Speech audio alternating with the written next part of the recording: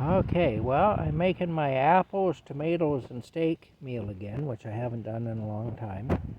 I went to my cousin Eddie's funeral. Well, it was wake today. It wasn't his funeral, it was his wake. Went to that today. Saw some family members that I hadn't seen in quite a while. My Uncle Bill and my Uncle Dave, and some others. I hadn't seen Eddie's wife Phyllis in a long time, actually, or his daughter Mandy. They were there. Of course they would be, but I mean, I hadn't seen them in quite a while. Anyway, yeah, I had quite a time anyway. My sister and my mom came, my youngest sister and my mom. There were different people there anyway that I got to see that I hadn't seen in quite a while. So it was kind of nice in that respect, even though it was kind of a sad occasion. I mean, man has lost his life, so you've always got to bear that in mind. But still, it was nice to see all these people again, even though it had, even despite the occasion. I did get some shoes at Walmart. I actually bought these things, and they're pretty sharp looking. They're kind of velvety and stuff. They seem to be fairly good quality, and they were only $39. So that worked out well anyway. And they look good at the funeral home. So that was the main purpose of them, is they look good at the funeral home. And they're quite comfortable. So that's alright. I'm kind of loving them. I actually left my apples behind at Walmart. When I left Walmart there, I ended up leaving my apples at the cash register. So when I got back here, I realized my apples weren't there, so I called them. I asked them were any apples left at cash number 8, and the girl went and looked, and they came back on. They said, "Oh yes, your apples are here. You can pick them up, sir." So before I went to Perth, I drove into Smith Falls, to Walmart, and I got my apples, so I could have my apples and steak tonight. I'm also boiling water for my bed, for my hot water bottles, but I want to get this cooked first because I'm kind of hungry. I haven't eaten very much today, so I'm looking forward to getting this into me. And of course Rocky will have some too. I'll share with Rocky. I like my steak and apples meal when I make it. I do very much. I don't have this very often, but hopefully the steak will be good. I find you buy steak these days, it's hit and miss. This was a $13 steak, but there's actually 2 steaks in the package, so I have another steak for tomorrow.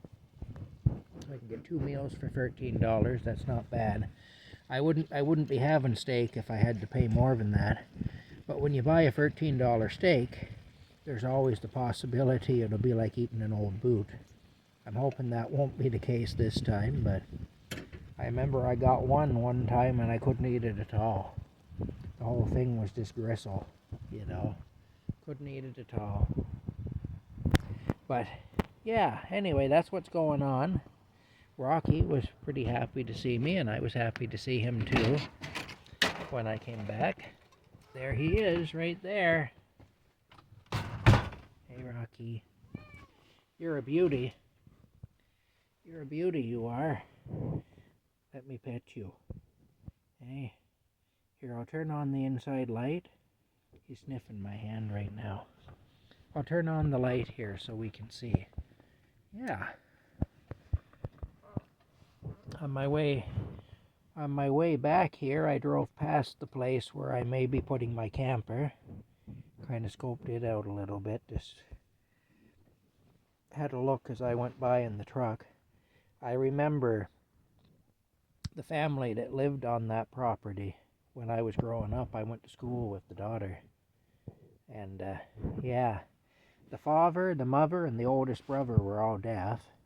But the daughter that I went to school with and a younger daughter could hear. And they had a mobile home on the property there, on that lot. And if you went to their place and you rang the doorbell, all the lights inside would flash on and off. Because, of course, there were deaf people in there. They couldn't hear the door, If it was just a bell, they wouldn't hear it. And so that was the case. Hey, Rocky.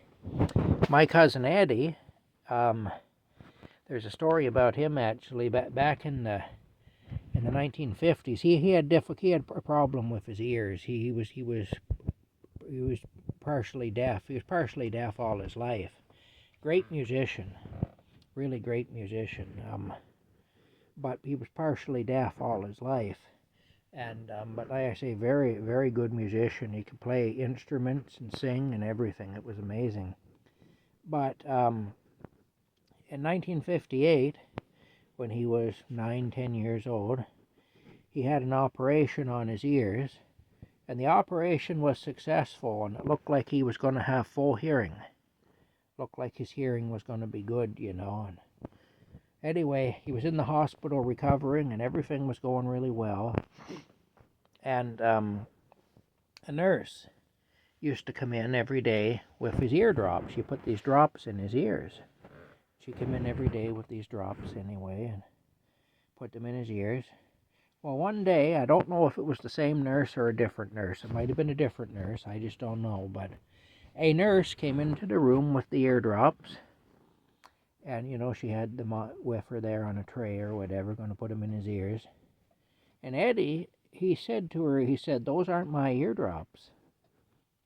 And she insisted they were. You know, "I'm the nurse, I know, and don't talk to me, you know, like that, little boy." Basically, "I know that I know those are your eardrops. You know, what do you mean telling me I don't know your eardrop? Which ones are your eardrops?" And Eddie was trying to tell her that the label on the bottle was different. He could tell by looking at the bottle they weren't the same eardrops.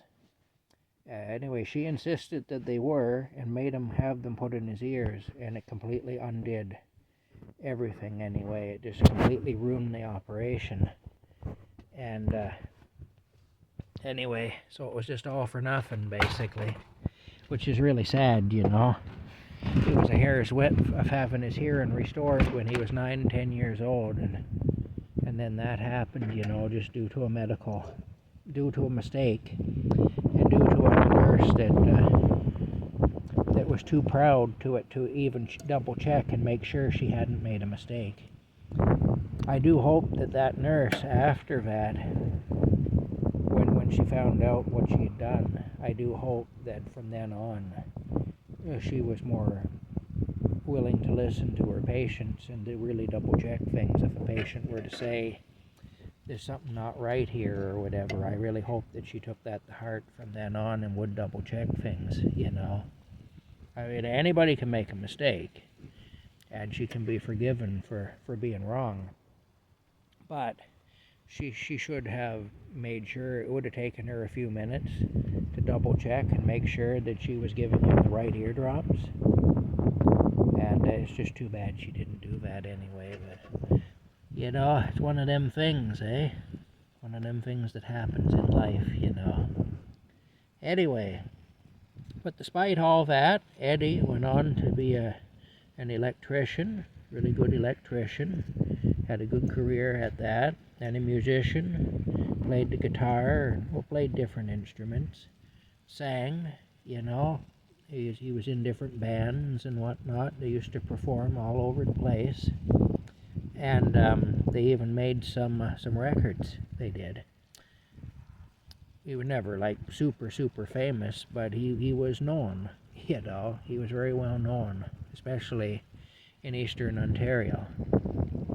And he was very well liked too. He's an awful nice man and very kind-hearted man. And we were there at the funeral, at the wake early.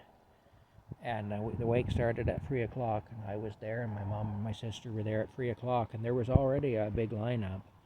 And when we left the wake, the lineup was right to the doors of the funeral parlor and was beginning to form outside. So, like I say, Eddie was very much loved. He was very well loved anyway, and deserving of being well loved too. And he'll be missed by a lot of people, you know. Be missed by a lot of people who he interacted with over the years in different ways, you know, myself being one of them.